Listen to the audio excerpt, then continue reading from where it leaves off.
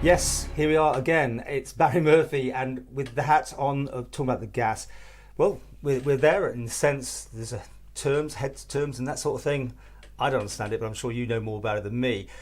And is it the end? I mean, are you, job done? You got the changes through? I think it has to be the end. It has to be the end because the notice period on the 2015 agreement is in now. I can't remember, was it the end of June or the beginning of June that was handed in? Mm-hmm. 6 month notice period, so the end of 2020, in effect, there is no agreement in place anymore unless there's a new agreement introduced or else imposed regulation introduced. So it has to, I can't see how it can't be the end now. Can you explain what's going to happen? I mean, have Tynwald got to sign off on this, or is it a done deal? I really kind of lost where we're up to on this. It's complicated, isn't it? Complicated. And it's complicated. It's complicated for everybody, and I've had to put notes on my mobile phone today because there's so much involved now. So there's only two options as far as I'm aware of. I don't think there's any other option. There's part one, which was to go down the voluntary route.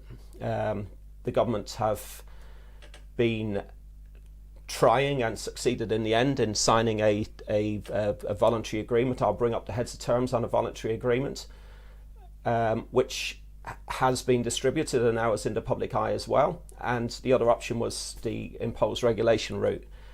They're going to have a vote on this, I believe, at Tynwald next week, Tuesday or Wednesday, I believe. I'm not entirely sure which day at the minute. And first of all, really what I want to say on it, so I do want to thank Minister Harmer for, in the end, bringing heads terms into the public eye, bringing them to Tynwald, bringing them into the public eye. I appreciate this hasn't been easy for him. I've said to you before that I think it's a mistake that Chris Thomas was removed. I think he should have been allowed to do the distance because I just think it would have been the right and the honourable thing to do. But he's working on the sidelines though, isn't he? At the moment. He is working on the sidelines. He is, but I still think he should have been removing him from his position was a mistake. So I need to put these on because I need to do a little bit of reading. Well, over to you because take time. As I say, there's a lot in this. So the first thing we have to talk about is where are the terms for an imposed regulatory route. So we have got in the public eye, we've got the voluntary agreement, heads of terms, very complex. I must say as well that they're much improved on the 2015 agreement. There's a definite improvement, I will say that, and credit needs to be granted for that. But if we have an option of two things, we should see both things. At the minute we can see what this is and we read through this and we take the pros and we take the cons out of this one. But where's option two?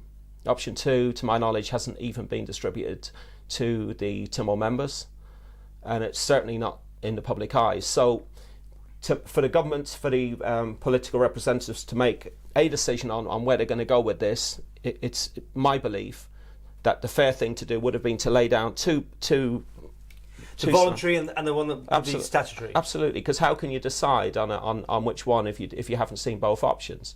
It's who decided that? Well, again, was this just Mr. Harmer and in there? Or? Well, was it a council of ministers? Who decided? I don't think there's ever been a decision made as to why the imposed regulation or where the terms and conditions of the imposed regulation. I don't suppose there's ever been a decision as to why they've not been public. I don't even know if they're written up yet, drawn up yet. But the question is, should they be? It's my opinion that they should be, because for anyone to make a decision where you've got two options, you need to be able to see both options. We can only see one option. So clearly, the easiest thing for somebody who has to vote on this to do would be probably to think, well, if I can't see what the other one is, I might as well vote on the one I can see. That's not fair, though. Maybe that'll come up. Maybe someone will bring that up too. Too late now, Paul. It's too late. I mean, they're voting on it next week. I mean, this one here, it took me hours and hours reading through this, and of course, as you well know, and to bring to the knowledge of the people watching this video, I am just a layperson. I drive a taxi for a living. I don't work in an office environment, so my head for figures and accounting numbers, etc., is quite limited. But over the 5 years I've been involved in this, I have learned a lot. But common sense tells me that if we are going to believe in fairness, we need to have the two options. We don't. We've only got this option. So that is, I believe, is a discredit to the Cabinet Office, and I believe it's unfair for the members of Tynwald who have to vote not to be able to see both options. That's the first thing. Have you any questions to ask me on that? Well, I mean, is it a deal that you want to see signed off? I mean, I suppose without going in. I mean, they're offering money back, aren't they? That is that all in there? The stuff that, because they went famously, Manx Gas went out into the public to say we've got an agreement, and then it seemed that the government said, well, it's not quite there, and his isn't there. Of course, it's not there. No, I mean they have to vote for it. You see, is it all that in there? The discounts, the money back. Well, no. Right. No, so again, these have to go on because Okay. I can't see this otherwise. So if we look at this here, this is the official document, and 2F, page 7 of this document, if anybody wants to have a little look at it, says that should the MUA reduce the amount currently charged to Manx Gas for the loan made to it at the time of the extension to the gas network, the amount of this reduction is to be paid directly to its domestic customers who are supplied with natural gas in a fair and proportional manner. So we have to look at that word should. It doesn't say they will. So you mentioned the press release. So in the press release, we were promised, gas consumers were promised, carrot, that there was going to be a discount in our bills coming through the door at 12.9%. But that money might be coming from government, basically. Might be coming from government. They haven't said within this document they're definitely going to give it. So on the basis of that, we can only assume that the 9.99 ROCE currently, return on capital employed, will be reduced down to the 6.99 WACC.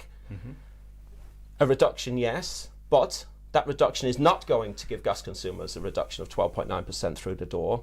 But my people who I speak to, who have a better head for numbers than I have, tell me that would only give a reduction of 4%. So we've got the government voting on this on Tuesday, and we have the government saying that they may or may not give a reduction on the loan. You mentioned Chris Thomas, and he's great with figures, so I'm sure he's on top of this one, and will be. I mean, is there no debate? There must be a debate before the vote, so there must be a chance for people to bring things up. But you'd hope so, anyway. You would hope so, and I hope they will. But that's the key thing. Okay. To me, that's the key point of this. The government have promised the gas customers that if gas customers go with this idea that we are going to get this discount of 12.9%, which I said to you on many occasions. Money back, aren't we? We're going to get a check. There's a big difference between 12.9% and 4%. Yes. Massive difference. We need transparency.